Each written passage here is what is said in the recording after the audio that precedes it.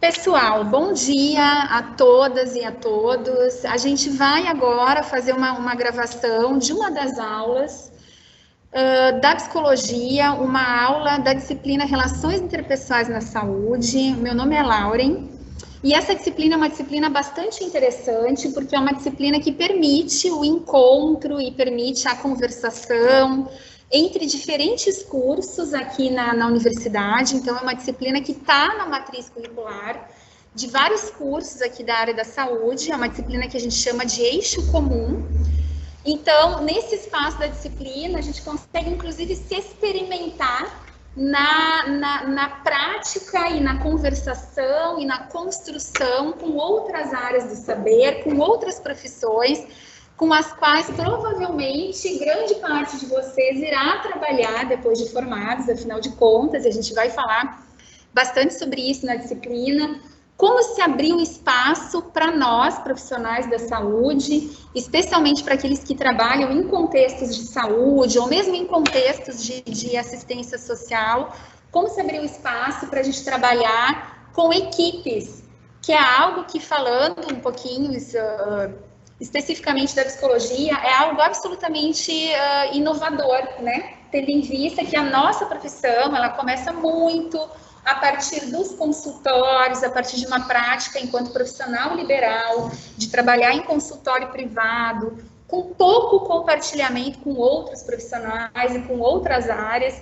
E a partir da década de 80, e principalmente a partir da Constituição de 88, a partir das leis orgânicas da saúde, em 90, a gente passa a adentrar com mais força o trabalho dentro das políticas de saúde, depois as políticas de assistência também com suas, o que nos traz cada vez mais o desafio da integração de diferentes áreas, do trabalho em equipe, e aí do desenvolvimento também de competências sociais, né? Do desenvolvimento da nossa capacidade de relacionamento interpessoal, e esse é o tema da nossa aula de hoje. Esqueci de comentar antes, que eu fico olhando para cá e fico olhando um pouco para cá, porque eu estou em sala de aula, a gente tem trabalhado aqui com um modelo on-life, então a gente tem alguns acadêmicos e acadêmicas que estão aqui comigo em sala de aula e alguns outros que estão assistindo a aula a partir das suas casas. Então, por isso que eu me divido, olho um pouco para cá e um pouco para cá. Então, eu vou falar com vocês sobre relações interpessoais a partir de uma dupla perspectiva. Eu vou trazer para vocês um pouquinho da interface das relações interpessoais com a saúde, com vários indicadores de saúde, várias dimensões da saúde física, saúde mental, e vou falar para vocês também sobre as relações interpessoais enquanto um instrumento imprescindível para que a gente possa oferecer ações de um cuidado integral, de um cuidado engajado, de um cuidado implicado com o outro. E aí acho importante, começo por esse segundo ponto, tá? Começo por esse segundo viés que eu vou trazer hoje, as relações interpessoais enquanto instrumento de trabalho mesmo dos profissionais da saúde.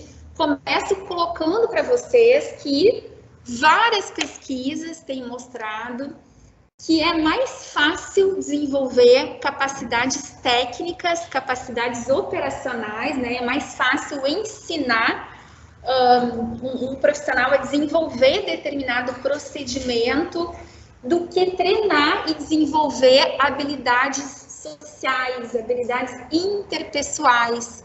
Então, por isso, também, os autores, pesquisadores que se debruçam sobre esse tema, que se debruçam sobre, principalmente a temática da formação, da capacitação de profissionais de saúde, têm enfatizado a importância de espaços promotores do desenvolvimento dessas habilidades interpessoais na formação, seja formação de nível superior ou formação técnica, mas a importância da gente cada vez mais fomentar, desenvolver e acreditar esses espaços que promovam, que impulsionem o desenvolvimento dessas capacidades de relacionamento interpessoal. Então, gente, começamos fazendo um com o assunto da unidade 1, o assunto que discutimos até então, né, até o início da aula de hoje.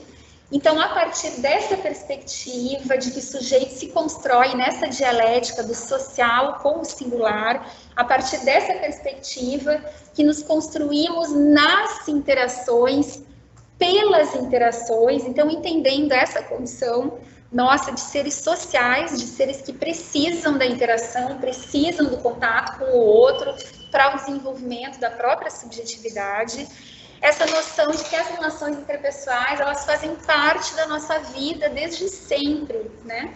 Fazem parte da nossa vida desde lá dos momentos mais primeiros, quando a gente entra em contato com os nossos cuidadores, quando a gente entra em contato e a gente vai se desenvolvendo, vai desenvolvendo a nossa capacidade física, a nossa dimensão física, cognitiva, social, relacional, a partir dos encontros, a partir das interações, num primeiro momento com um nicho primário, primordial de desenvolvimento, que é o nicho contexto familiar. Depois, ao longo do nosso desenvolvimento, aparece aí um outro grande nicho de desenvolvimento, que é a escola, fora os outros tantos contextos de desenvolvimento pelos quais a gente passa ao longo da nossa vida, né?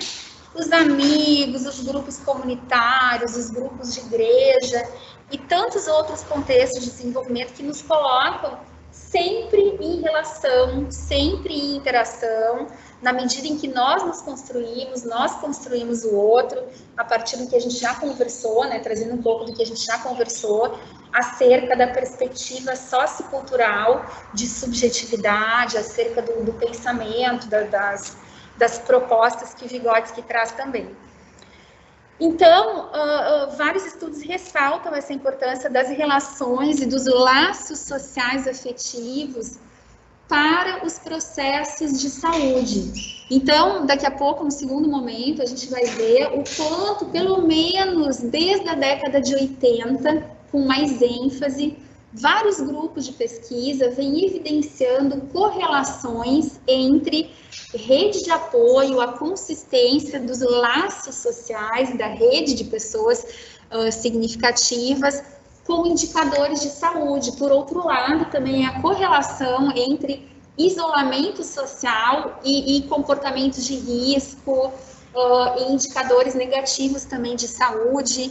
Então, desde então, essa íntima e importante relação tem sido estabelecida, mostrando para a gente, inclusive, a relevância do investimento em redes de apoio, né? Quando a gente pensa em intervenção, quando a gente pensa em plano terapêutico, em proposta de trabalho, como é vital a gente conseguir entender qual é a rede de apoio das pessoas, das famílias, das comunidades, e a gente buscar investir em estratégias para ampliar as redes de apoio, ou pelo menos para fortalecer a consistência, né, dessas redes de apoio. E aí, vou começar falando sobre esse segundo aspecto das relações interpessoais como ferramentas imprescindíveis para que a gente consiga cuidar das pessoas, para que a gente consiga exercer, de fato, o cuidado integral na área da saúde. Então, o cuidado em saúde ele é entendido como uma atitude singular que objetiva o bem-estar dos sujeitos envolvidos, e percebam aqui de todos os sujeitos envolvidos, né?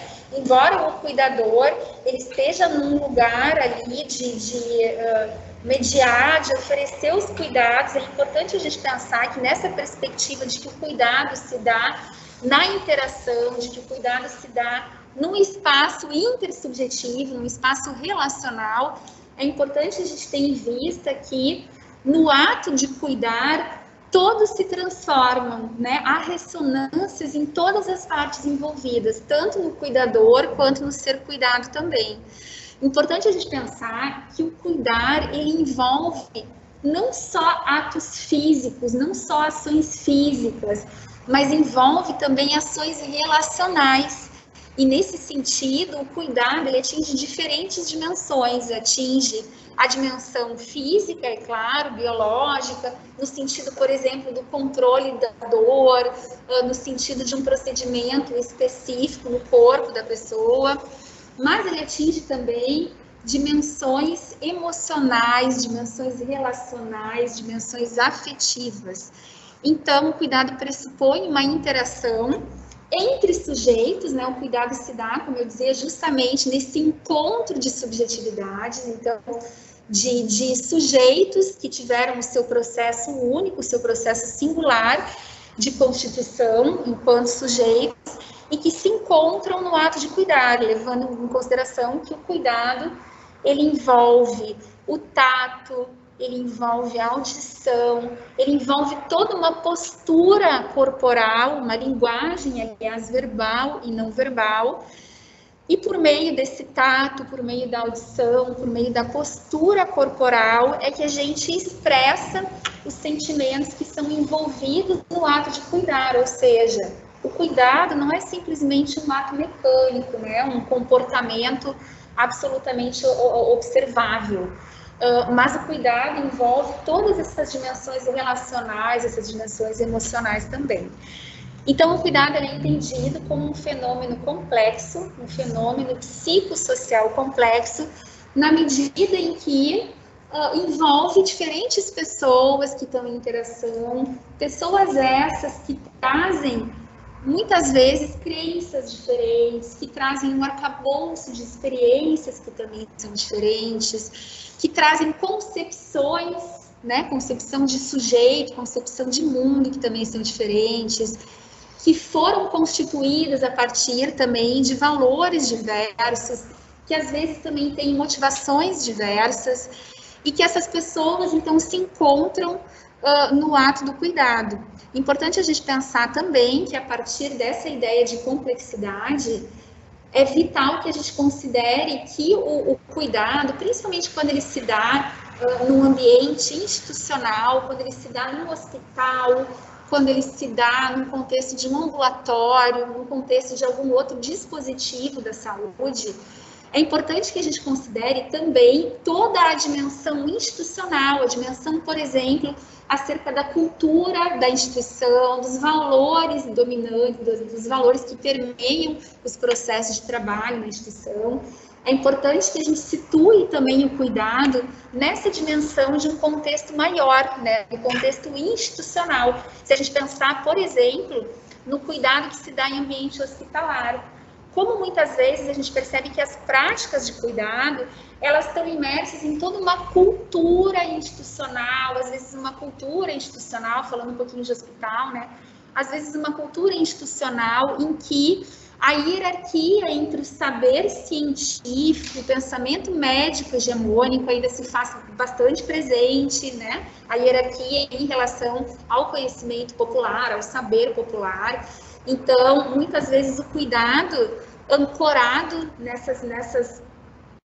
nesse pensamento médico hegemônico, nessa ideia também de hierarquia de saberes, o cuidado muitas vezes se manifesta em condutas dos diferentes profissionais de saúde, condutas de distanciamento, às vezes condutas de desinteresse por aquilo que as pessoas querem dizer, por aquilo que as pessoas sentem, por aquilo que as pessoas pensam. Muitas vezes procedimentos também que não levam em consideração a singularidade das pessoas, procedimentos que simplesmente são aplicados da mesma forma em diferentes sujeitos, sem considerar as particularidades, sem considerar o momento de vida, sem considerar o próprio momento no tratamento, sem considerar a condição da pessoa nesse tratamento. Então, é importante que quando a gente pense no processo de cuidado, a gente entenda que são diferentes pessoas que se encontram nesse processo e que, além disso, o cuidado se dá em diferentes ambientes e que esses ambientes podem ter também toda uma gama, né, um arcabouço de crenças, de valores, de práticas dominantes, de práticas que são disseminadas. É importante que a gente perceba a dinâmica organizacional também, né? Então, como é que aquela determinada organização, aquele determinado contexto, aquele espaço em que o cuidado se dá, como é que essa equipe se organiza, como é que essa equipe funciona, como é que a equipe se relaciona, baseada em que valores, baseada em que história institucional, e que a gente leve em conta também as questões culturais, as questões históricas acerca do cuidado. Por exemplo, qual é a concepção dominante acerca do processo saúde e doença? Qual é a concepção sobre saúde? O que quer dizer saúde? Saúde é entendida de que maneira? Nesse contexto, nessa cultura, nesse espaço em que eu me insiro enquanto profissional de saúde. Então, quando a gente fala de cuidado, a gente está falando desse amplo fenômeno, desse complexo fenômeno que envolve todas essas questões. Ô, prof. Oi, pode falar.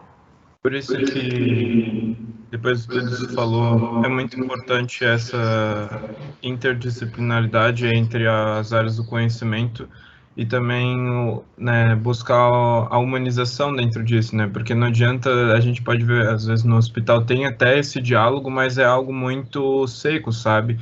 Às vezes as pessoas já dão um diagnóstico, mas, tipo, cada diagnóstico e, enfim, cada pessoa é diferente, né? Eu acho que é legal a gente levar isso, né? E aí tu tocas num ponto muito importante, né? Porque quando a gente fala em complexidade, aliás, quando a gente parte de um entendimento de sujeito que é multidimensional, de um sujeito, de uma compreensão de subjetividade, a partir dessa compreensão do processo dialético entre o social e o singular, quando a gente entende essa complexidade toda da constituição do sujeito, é impossível a gente não pensar na necessidade também de uma colaboração entre diferentes áreas de saber, entre diferentes conhecimentos, para a gente conseguir entender esse sujeito, para a gente conseguir, por exemplo, pensar num plano terapêutico para esse sujeito. Então, vejam só, a compreensão de sujeito, ela vai repercutir, ela vai permear também as práticas. Se a compreensão de sujeito é uma compreensão reducionista de um sujeito que é fatiado em várias partezinhas, né, e que eu, enquanto profissional de determinada área, vou olhar apenas para aquela partezinha do sujeito, como se fossem ilhas, como se fosse um arquipélago de ilhas, de pedaços que são separados. E eu me lembrei agora, gente, de um texto, falando nisso, eu me lembrei agora de um texto do Merri, que é um pesquisador, um ativista importante da área da saúde, em que ele fala justamente desse sujeito fatiado. Ele fala assim, ele faz uma analogia do sujeito como se fosse um boi, né? Que é fatiado em vários pedaços, e como se muitas vezes a gente, enquanto profissionais de saúde, estivesse num açougue escolhendo as carnes que são nobres, as especialidades, né, que são nobres, que são mais reconhecidas, que são mais valoradas dentro de uma sociedade, dentro de uma cultura, e aquelas que são de segunda, aquelas que são menos valorizadas, que são menos reconhecidas em termos de status mesmo, de valoração. E ele coloca essa ideia, então, de uma visão absolutamente fragmentada do açougue, né, de um sujeito absolutamente fatiado, em que uma profissão e uma área de saber, na medida em que se ampara numa perspectiva reducionista de sujeito, atua como se bastasse com si mesma, como se não fosse necessário a interface, a comunicação, o diálogo com outras áreas de saber, no sentido da possibilidade de uma compreensão também mais ampliada daquele sujeito e, por consequência, na possibilidade de uma amplitude também de ação, né, de planejamento para uma intervenção direcionada para aquele sujeito em específico. Então, vejam como a visão de sujeito, ela repercute nas ações, né? Ela aparece, ela é traduzida e é expressa mesmo, é materializada nas ações. Quando se percebe, quando se concebe o sujeito dentro dessa complexidade, é inerente essa necessidade de comunhão, essa necessidade de articulação com outros campos de saber para conseguir dar conta de um fenômeno que é complexo. Então, eu trago aqui uma definição que o Leonardo Boff traz, que eu acho bastante importante, bastante interessante para a gente refletir. Ele diz assim: o que se opõe ao descuido e ao descaso é o cuidado. Ele diz o seguinte: cuidar é mais do que um ato isolado. Cuidar é uma atitude, ou seja, faz parte de uma identidade profissional, porque, como eu dizia para vocês, reflete uma visão de mundo, uma concepção de sujeito.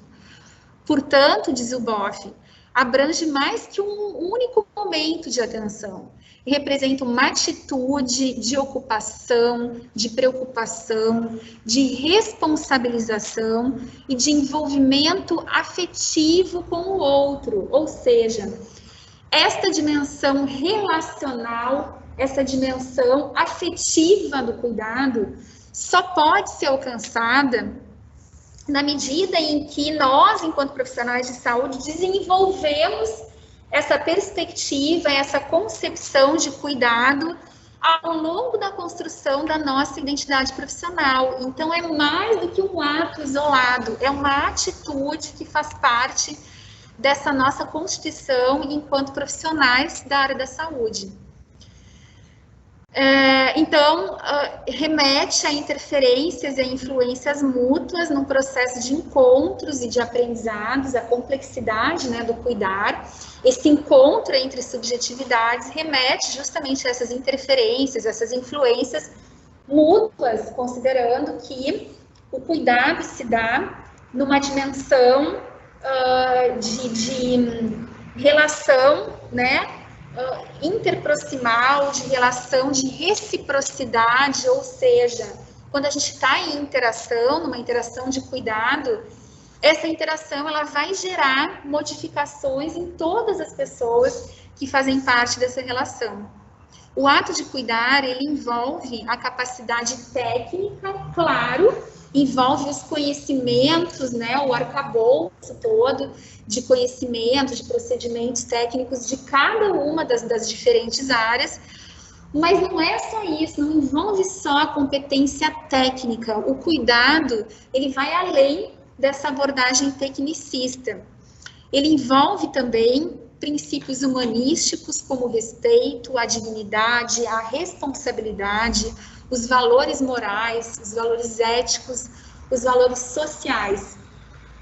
E aí alguns autores, inclusive, reforçam que a simples aplicação de técnicas não significa cuidado, não pode ser traduzida, não pode ser compreendida como cuidados. E muitas vezes a gente vê que no trabalho em saúde, aí por várias questões, acho que por várias condições, aí eu aponto aqui a própria questão da formação, o quanto a formação tem um lugar importante no que tange mesmo ao fomento da capacidade crítica, da capacidade reflexiva, da capacidade da gente poder pensar sobre qual é a nosso entendimento acerca do sujeito, acerca da concepção de mundo, né? Então, a começar pela questão da própria formação, mas a gente vê que muitas vezes os profissionais de saúde acabam sendo absorvidos pelas demandas e pelo funcionamento de uma certa equipe, de um certo contexto de trabalho.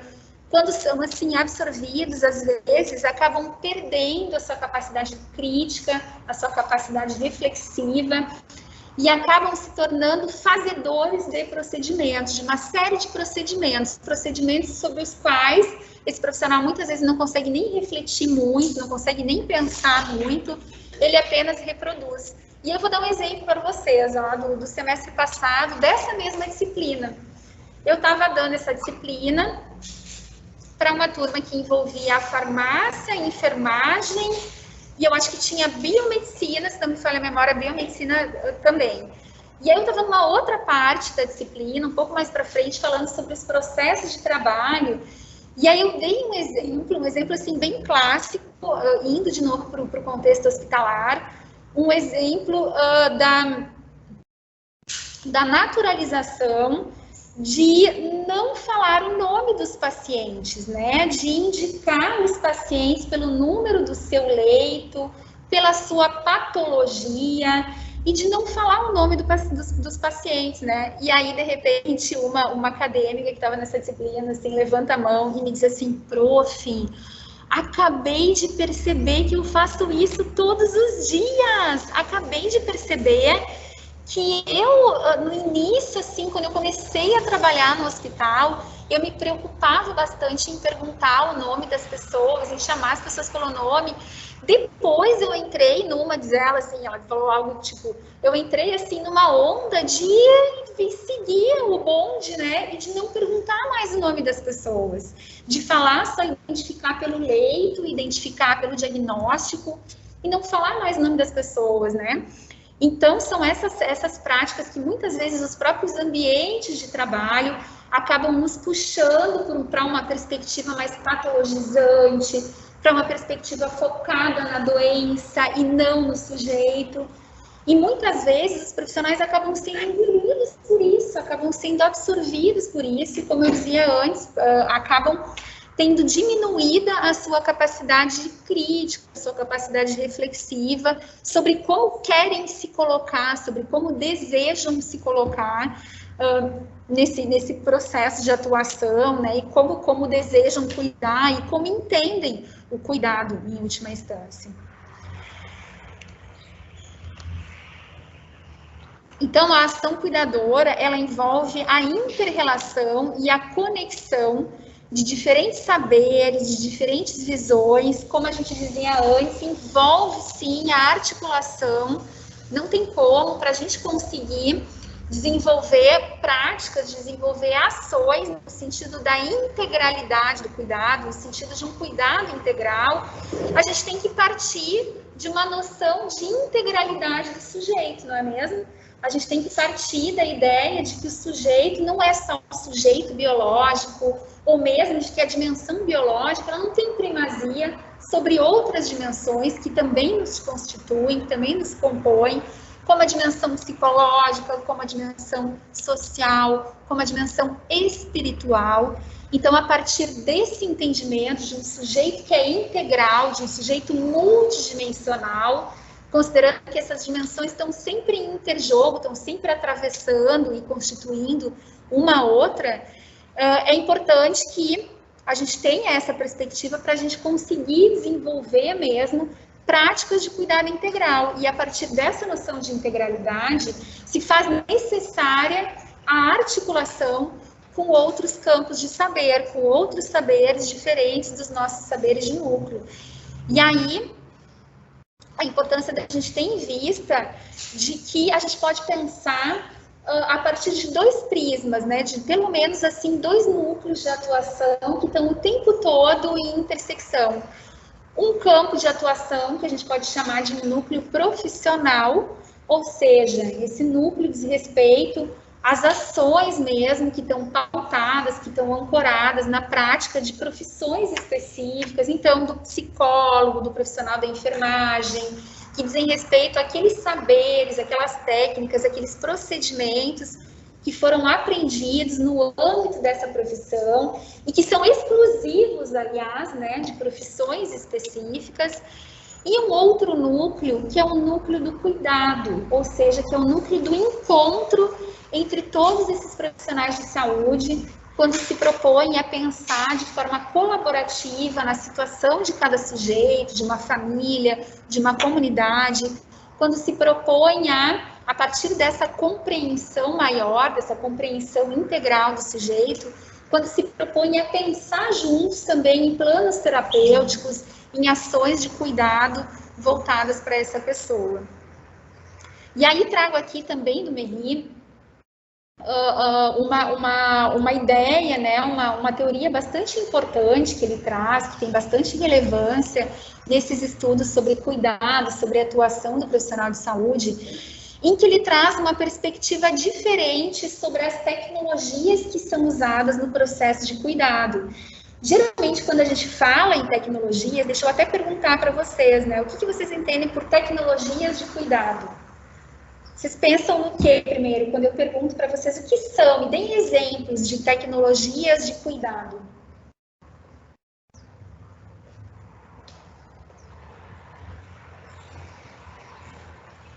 Podem falar o que vem na cabeça de vocês, gente. Podem falar. O que vem na cabeça de vocês quando eu pergunto o que são? Deem exemplos. Tecnologias de cuidado talvez seriam exames?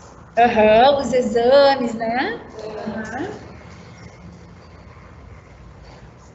Quem mais? Alguém mais pensou nisso? Pensou em exames, pensou em equipamentos, né? O equipamento lá da mamografia, o equipamento que faz a ressonância magnética, o equipamento de radiografia, pode falar.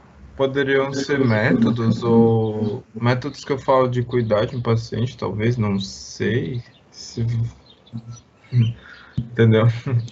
Sim, eu acho que eu estou entendendo. Vamos ver se eu estou entendendo. Vou usar o MERRI para ver se é isso mesmo, é disso mesmo que queres falar. Então, quando a gente fala em tecnologias na área da saúde, tecnologias de cuidado, é comum que primeiro nos venha à cabeça o maquinário, né? Os exames, esse tipo de tecnologia. Mas esse tipo de tecnologia é apenas uma das possibilidades de tecnologias apontadas nessa concepção do MERRI. Ele fala que essas são as tecnologias duras, os maquinários, os aparelhos, os exames, enfim, são o que ele chama de tecnologias duras. Ele propõe outros dois tipos de tecnologias. Uma que ele chama de tecnologias leve-duras, que são os conhecimentos, os saberes sistematizados, né? Os saberes, por exemplo, de cada uma das profissões da área da saúde. E ele enfatiza muito o que ele chama de tecnologias leves. Tecnologias leves são justamente as habilidades interpessoais, né? A nossa capacidade de relacionamento interpessoal, que envolvem aí a capacidade da escuta, de uma escuta ativa, de uma escuta empática, a capacidade de uma comunicação assertiva e acolhedora, a capacidade empática sobre a qual a gente falava antes, no início dessa aula. Então, todas essas capacidades, todas essas habilidades, o Levy chama de tecnologias leves. E aí, quando se fala em complexidade dessas tecnologias, o Levy faz uma discussão muito importante sobre o entendimento de complexidade. Que tipo de complexidade a gente se refere? A que tipo, né, de complexidade a gente se refere?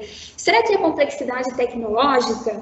Se for a complexidade tecnológica, sim, as tecnologias duras são as mais complexas. Mas se a gente fala em complexidade relacional, né, em complexidade em termos da capacidade mesmo de colocar os nossos sentidos disponíveis para acessar o outro, para entender a experiência do outro.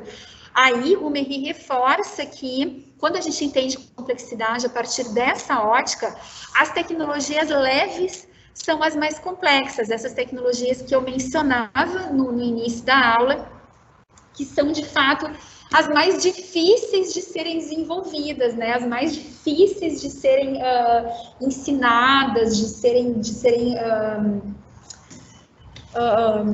desenvolvidas, de serem aperfeiçoadas nos profissionais de saúde. E aí trago aqui um trecho do texto que foi o texto referência para a aula de hoje, do artigo, né, que foi referência para a aula de hoje. O texto As Relações Interpessoais no Cuidado em Saúde, uma aproximação ao problema, em que os autores dizem o seguinte: a interação entre o cuidador e o ser cuidado é caracterizada pelo desenvolvimento de ações, atitudes e comportamentos guiados por fundamentação científica, por experiência, por intuição e por pensamento crítico. Esse processo é realizado para a pessoa, para a qual a gente volta os cuidados, e com a pessoa, né? E com essa pessoa para a qual a gente volta os cuidados, visando promover, manter e ou recuperar a sua dignidade e totalidade humanas, e não apenas a sua integridade física. Então, eu acho importante esse trecho do texto, porque marca bem essa dimensão do cuidado, essa dimensão relacional, né, essa dimensão do cuidado do outro, que traz ressonâncias para quem cuida também, E essa dimensão de que o cuidado, ele não tem uma meta, um objetivo que diz respeito a apenas uma questão física, uma questão biológica, mas que o cuidado envolve os seres humanos integrais que estão na interação, que estão no processo do cuidado. Então, como eu dizia antes para vocês, o processo de cuidado beneficia não só o cuidador, mas também a pessoa, aliás, não só o cuidado, mas também o cuidador. O ser cuidado tem, por exemplo, melhoria no seu estado geral de saúde, aumento na sua autoestima, alívio da dor e do desconforto, fazendo aqui um parênteses de que as nossas ações em saúde, elas devem sempre visar a autonomia dos sujeitos, os processos de autonomia, o incremento, o favorecimento dos processos de autonomia dos sujeitos, e reverberações positivas também para o cuidador, para o profissional de saúde, no caso, como satisfação, né? Satisfação com o trabalho, um favorecimento da sua própria identidade profissional, um sentimento de realização, de senso de dever cumprido, um aumento da autoestima. Então, são algumas reverberações positivas para o cuidador. E o cuidado envolve a identificação de sentimentos em si mesmo e no outro, a fim de identificar as suas próprias limitações, as limitações da situação de cuidado, num sentido de poder aprimorar o processo de cuidado, de poder oferecer ações que sejam mais condizentes, por exemplo, com a realidade daquela pessoa, com os desejos daquela pessoa que são cuidadas. No sentido também de eu tentar entender, muitas vezes, o que é barreira, o que pode estar sendo barreira, o que pode estar dificultando o meu processo de cuidado, o meu processo de me colocar disponível no processo de cuidado.